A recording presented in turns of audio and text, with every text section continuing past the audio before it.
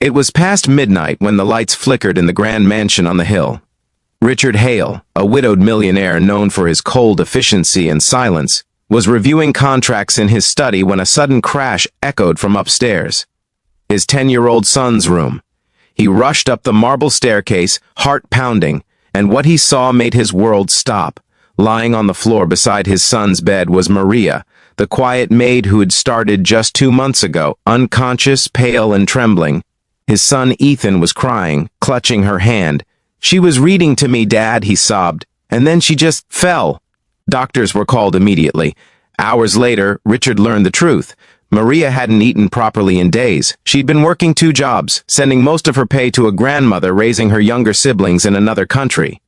She'd fainted from exhaustion. Something inside Richard broke open. For years, he'd shut out the world, drowning his grief in business after his wife's passing. But seeing this woman, someone who gave everything she had to care for others, even when she had nothing, sparked something he hadn't felt in years: empathy. As Maria recovered in the guest house, Ethan wouldn't leave her side.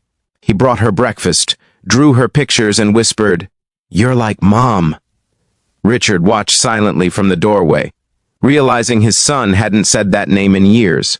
That's when he saw what he'd been missing: not money, not success, but connection. One afternoon, he walked into the guest house carrying a checkbook.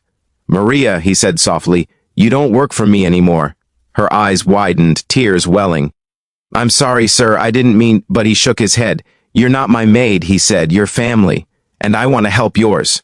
He paid off her grandmother's debts, arranged schooling for her siblings, and offered her a full scholarship because, as it turned out, she'd once dreamed of becoming a teacher.